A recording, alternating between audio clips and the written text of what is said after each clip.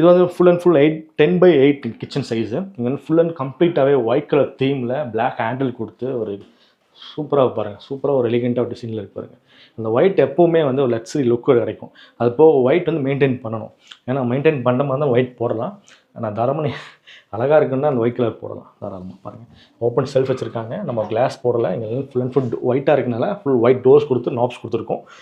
சென்டரில் மட்டும் black colour tinted class கொடுத்துருக்கோம். கீழேயும் ஒரு டோர்ஸ் கொடுத்து செல்ஃப்ஸ் கொடுத்துருக்கோம். 2 விக்கெட் பேஸ்கெட்ஸ் கொடுத்துருக்கோம். ஒரு எல் டைப் சிலிண்டர் வரனால இங்கே டோர்ஸ் கொடுத்துருக்கோம்.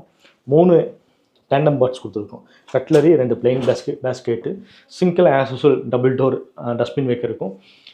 லிண்டல் பார்த்தீங்கன்னா ஒன் சைடு லிண்டல் கொடுத்துருக்காங்க. இங்கே சிம்னி ப்ளேஸ் பண்ணனால டக்கு ஹைட் பண்ணுறதுக்கு வேண்டி நம்ம எல் டைப்பில் ஈவனாக ஒரே மாதிரி லாஃப்ட் பண்ணியிருக்கோம் பாருங்கள். உள்ள திங்ஸ் வச்சுருக்காங்க. தாராளமாக வெயிட் தாங்குங்க. ஏன்னா நம்ம எந்த மாதிரி மெத்தட் பண்ணுறோமோ, என்ன யூசேஜ் பண்ணுறோமோ, நம்ம அதுக்கு தகுந்த மாதிரி சப்போர்ட் கொடுத்தா பண்ணுவோம்.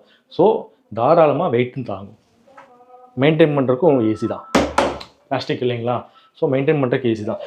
ஸோ அதனால் என்ன சொல்கிறேன்னா, நம்ம குவாலிட்டியாக போடும்போதும் குவாலிட்டியாக போட்டால் மட்டும்தான் மெயின்டைன் பண்ணுறதுக்கு ஈஸியாக இருக்கும். என்ன கம்ப்ளைண்ட்ஸ் வராதுங்க.